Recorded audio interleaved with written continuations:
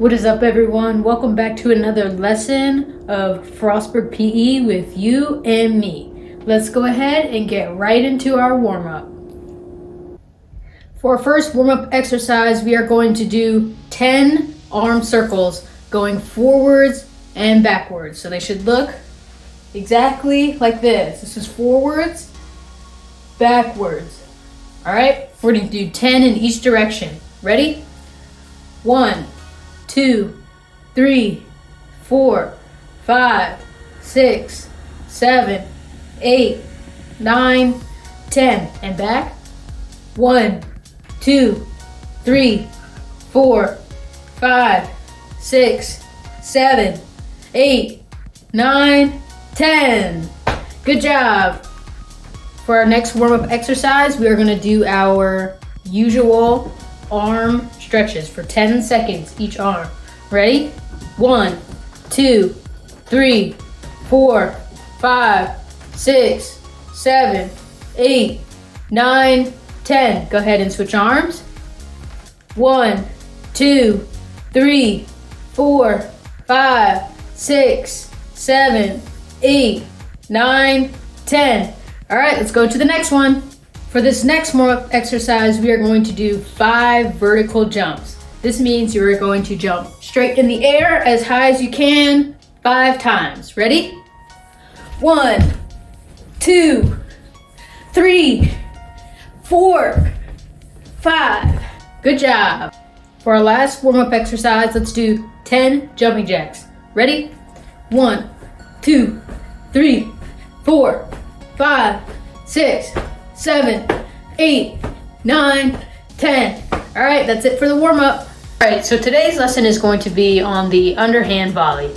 Now, a volley is when you are able to hit an object or a ball in the air repeatedly without it touching the ground. You can volley to a friend when you're hitting something back and forth. You can volley to yourself, or you can even volley using a ball and hitting it against the wall. So today we are focusing on the underhand volley. So this means that we're going to use the palm of our hand to hit an object in the air repeatedly without it hitting the ground. Now, something to think about as we go through the underhand volley is the underhand throw that we talked about a couple of lessons ago.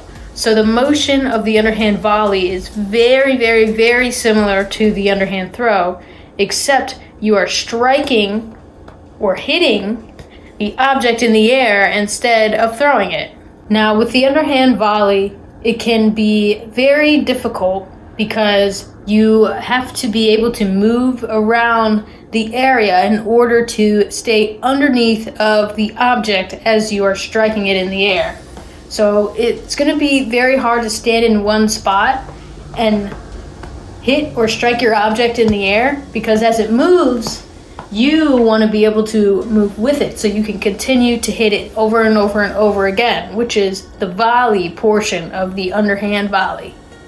So before we discuss today's activities, there are 2 things I want you to remember as we go through each one. The first one is using the palm of your hand to strike the bottom of your object as you hit it in the air. All right, remember that motion is very similar to the underhand throw, except you are hitting your object instead of throwing it. The second thing I want you to remember is you want to move with your object as you're striking it.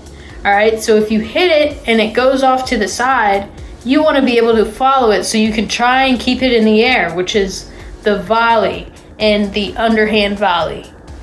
So for today's activities, you will need a ball, or you can use a pair of socks like we've been using in the other lessons. If you use a ball, try to use a soft one. This one is super soft. It's like plush.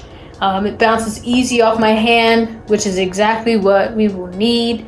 But anything you have around the house that you can bounce off of your hand safely will be perfect. It doesn't matter how big or small your object is. A smaller object will be harder to use, while a medium-sized or bigger size will be a little bit easier. But it doesn't matter. If you want to challenge yourself, use something smaller. If you just want to get the hang of things, use something a little bit bigger. We will also use a few random objects for some of the activities as well. For our first activity, we are just going to get a feel for the underhand volley. So what you're going to do is grab your ball or your pair of socks, whatever you're using for this lesson. You're going to hit the ball out of your hand. So you're not going to throw it and hit it. You're going to hit it out of your hand and catch it. Hit it out of your hand and catch it.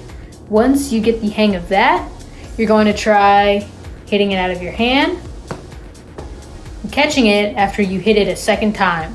So you hit it out of your hand, hit it again, catch it. All right? Once you get the hang of that, then try throwing it up and hitting it once and catching it. Throwing it up, hitting it once, catching it. All right? You can also try dropping it into your hand and hitting it, if that's a little bit easier for you. Whichever way is easiest for you to get started on the volley, you should try and stick to that. And then over time, you can challenge yourself trying different ways of starting the volley as you start to get better. Start to get comfortable with starting the volley. I want you to try and strike it in the air as many times as you can without it hitting the ground. Now remember, you want to move with your object as you hit it so you can try to keep it in the air. If you don't move with it, you're just hitting it and that's it. You want to keep that volley part in the underhand volley. All right. Now be careful of anything that you may have around you. You would want to do this activity in a nice open space so you can stay safe. But try to keep the object in the air as long as you can. Count how many times you hit it in the air if that helps you as well. So let's see how long or how many times I can hit it in the air.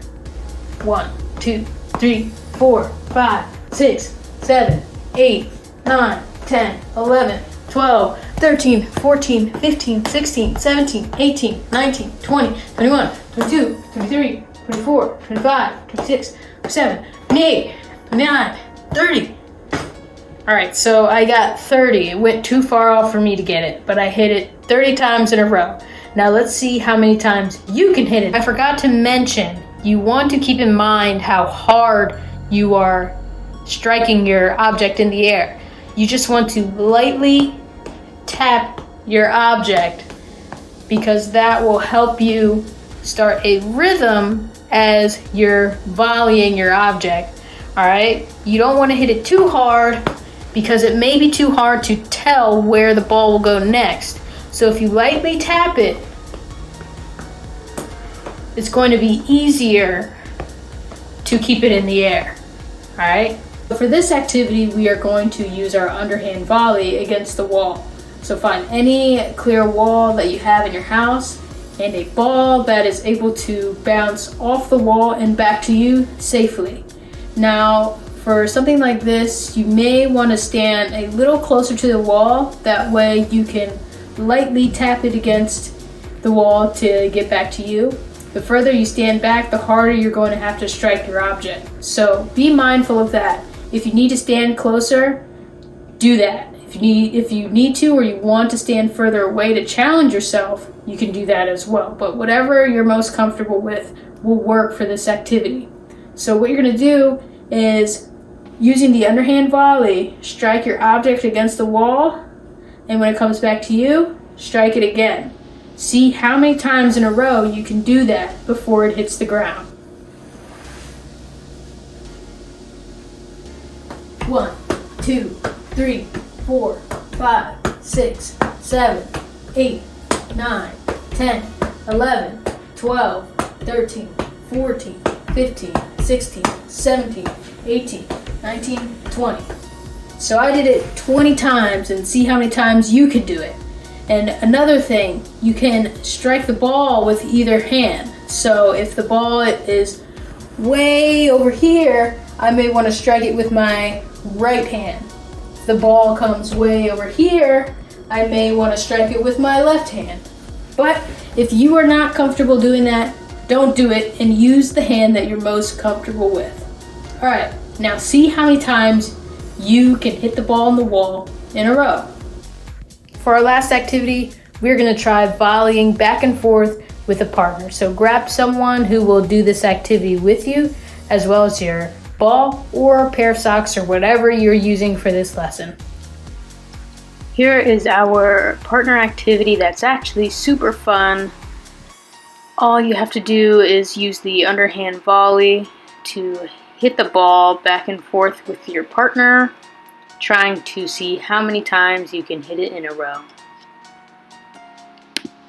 As a challenge, you can move further away from each other to see how far you can go with still using the underhand volley. So now that we've gone through all of our activities today, just as a quick review, remember you want to use the palm of your hand to strike the bottom of your object. And your motion is similar to what we discussed when we learned the underhand throw. You also want to move with your object as you're hitting it. So that way you can keep it in the air and get that volley part of the underhand volley. So moving with your object, staying underneath of your object so you're able to keep it in the air. And then lastly, you just want to lightly tap the bottom of your object. You don't want to hit it too hard because it will be way out of control and it will be hard to keep in the air. So lightly tap the bottom of your object to keep it in the air. Thank you all for watching today's lesson. I hope that you learned something new. If you have the time, please take the survey that is located in the description of this video. The survey will help provide feedback to me so that I can improve for each video to come.